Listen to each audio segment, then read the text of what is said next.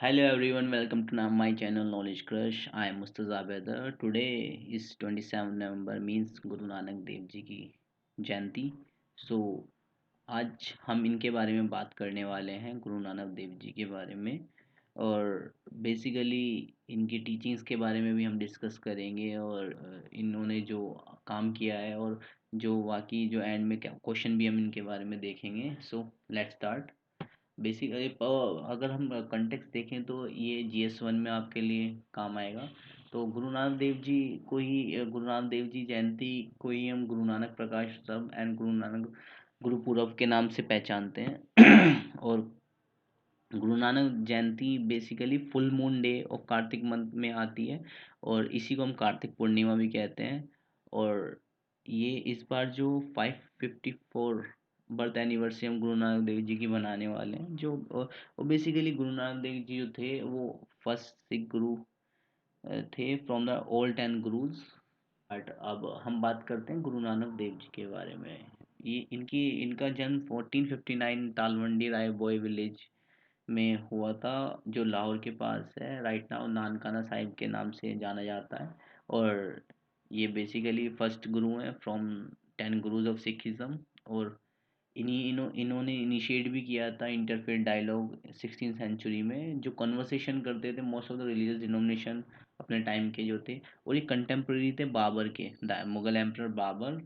और इनकी जो रिटन कंपोजिशन है उसमें आदि ग्रंथ साहिब जो कंपाइल किसने की थी, सिख अर्जुन देव ने. और इसी को एंड में आखिर में अब बुलाया जाता है गुरु ग्रंथ साहिब के नाम से. ओके, आदि ग्रंथ को ही गुरु ग्रंथ साहिब कहा जाता है. और एडिशनल जो एंड में इसमें किया गया है वो 10th गुरु गुरु गोविंद सिंह के द्वारा किया गया है. और इसमें और भी जो संत थे उनकी भी टीचिंग्स गुरु नानक देव जी बिल्कुल रिजेक्ट करते हैं किस चीज़ को, sacrifice rituals, image worship, austerities, scriptures of both Hindus and Muslims. ठीक है, इन सब चीज़ों को ये टोटली रिजेक्ट कर देते हैं. और अब आगे बात करते हैं कि आज के टाइम पे प्रेजेंट कंटेक्स्ट में इनका रेलेवेंस क्या है गुरु नानक देव जी की टीचिंग का. तो जो पहला पॉइंट आप देख रहे होंगे, building an equality in society means इनका जो आइडिया ऑफ इक्वालिटी है वो बहुत ही इनोवेटिव है. मतलब उनका आइडिया ऑफ इक्वालिटी में आप लंगर पंगत और संगत की बात करते हैं.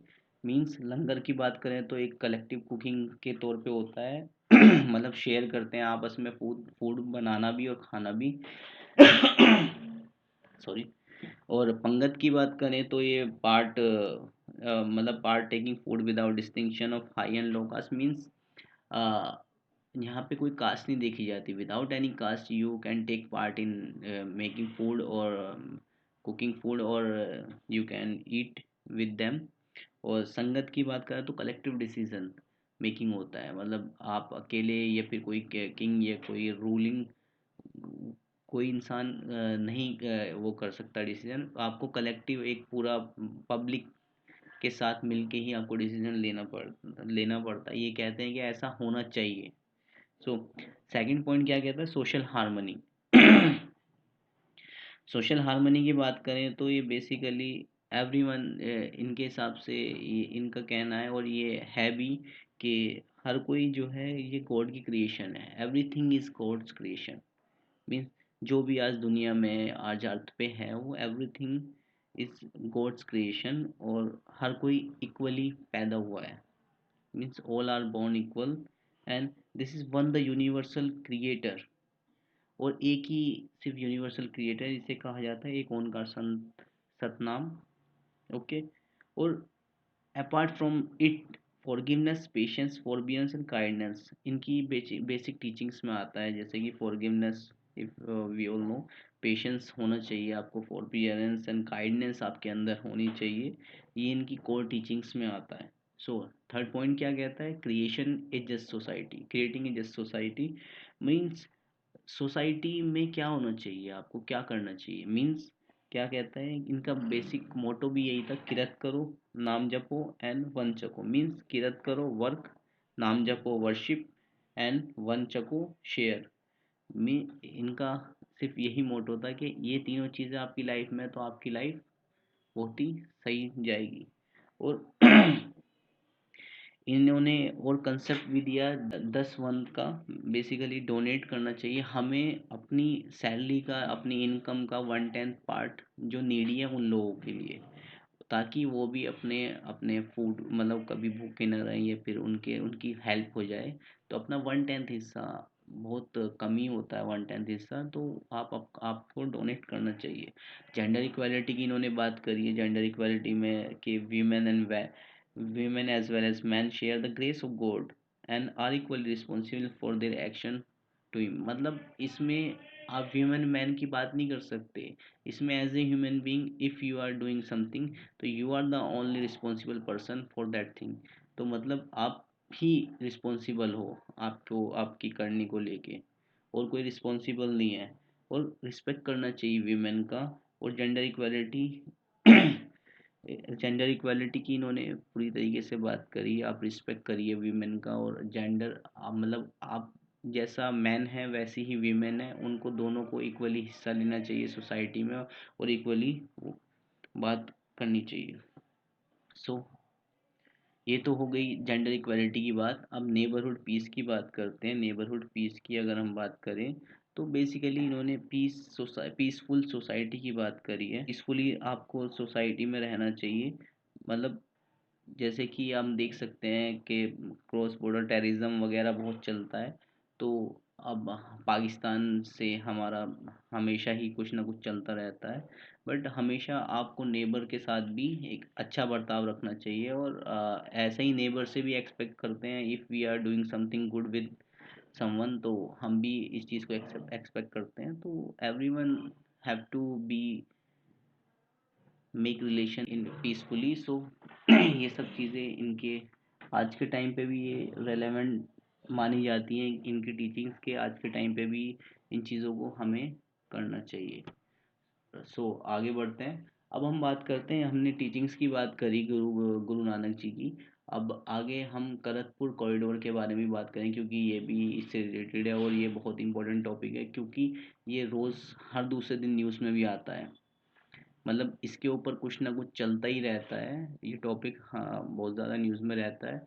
तो ये करतपुर कॉरिडोर एक वीज़ा फ्री कॉरिडोर बनाया गया है, जो सिक्योर कनेक्टिंग कॉरिडोर किससे करता है, गुरुद्वारा दरबार साहिब पाकिस्तान में जो लोकेटेड है, ये इसको कनेक्ट करता है इंडिया से। ठीक है, इंडिया पाकिस्तान का एक कॉरिडोर है, और एक दरबार साहिब को कनेक्ट करता है। बेसिकली जो कॉरिडोर है ये 4.5 किलोमीटर इंडिया पाकिस्तान बॉर्डर से थोड़ा सा इतना दूर है, 4.5 किलोमीटर अराउंड होगा। तो प्रीवियसली जो सिक्स पिलग्रिम्स होते थे, सिक्स जो धार्मिक स्थल पे अपने गुरुद्वारा दरबार साहिब पे जो जाना चाहते थे, करतारपुर जाना चाहते थे, उन्हें 125 किलोमीटर ट्रैवल करना पड़ता था। बट इस कॉरिडोर से आपका ट्रैवलिंग जो टाइम है बहुत ही डिक्रीज़ हो गया, आपको इतना डिस्टेंस नहीं कवर करना पड़ता है अब। तो ये तो था करतारपुर कॉरिडोर। मैं आपको मैप में भी दिखाता हूँ इसे। देखिए, this is India and this is Pakistan and this is Kartarpur and this is Gurdaspur in India. तो ये कॉरिडोर जो बना है, कॉरिडोर की लेंथ ऑलमोस्ट 6.5 किलोमीटर्स अराउंड है। और ये रावी रिवर के पास से निकलता हुआ जाता है करतारपुर कॉरिडोर के अंदर। ये इतने डिस्टेंस कवर करता है, अदरवाइज इसे पहले बहुत ही ज़्यादा घूम के 125 किलोमीटर का डिस्टेंस कवर करके यहाँ तक पहुँचना पड़ता था।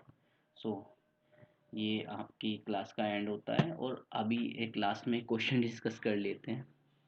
तो पहला क्वेश्चन क्या, पहली स्टेटमेंट क्या कहती है, सिलेक्ट द, पहले हम क्वेश्चन पढ़ लेते हैं। Select the correct option based on the following statement. Statement 1, Guru Nanak ji refused to wear the sacred thread janeu. Second statement क्या कहती है, Guru Nanak ji wanted to wear a thread made of virtues rather than thread made of cotton. Of course if we talk about first statement में कहा गया है कि इन्होंने refuse किया है जो भी सेक्रेड थ्रेड होता था। आपने देखा होगा ब्राह्मण्स जो होते हैं एक वाइट कलर का एक सेक्रेड थ्रेड पहनते हैं। बेसिकली वो स्टूडेंट जो होते हैं जो अपने गुरु से जो टीचिंग सीखते हैं या फिर कुछ जो भी चीज़ें सीखते हैं, उसमें वो एक थ्रेड पहनते हैं, उसे सेक्रेड थ्रेड कहते हैं। आपने ब्राह्मण्स के ऊपर भी वो थ्रेड देखा हुआ है ऐसा। तो इन्होंने रिफ्यूज़ किया था, टोटली रिफ्यूज़ किया था। और गुरु नानक जी बेसिकली क्या मानते थे कि थ्रेड कौन सा होना चाहिए, वर्च्यू का आपको थ्रेड होना चाहिए। आपके अंदर जो है क्या कहते हैं, हार्टफुल या काइंडनेस वाला थ्रेड आपके आपको पहनना चाहिए, जो इनविजिबल होता है, आपके मन का जो थ्रेड है वो पहनना चाहिए। तो टोटली ये जो स्टेटमेंट, आपकी स्टेटमेंट सी इसकी सही है, both statement are true and the statement two was the reason of statement one, of course, क्योंकि उन्होंने अगर वो रिफ्यूज़ किया तो उनको वो वाला थ्रेड, जो वर्च्यू वाला थ्रेड था, उसे उन्होंने माना Guru Nanak ji wanted to wear a thread made of virtues rather than thread made of cotton. So इसकी statement C is correct. So अब हम यहाँ पे क्लास एंड करते हैं और अगली बार फिर से मिलते हैं नए टॉपिक के साथ। So thank you so much.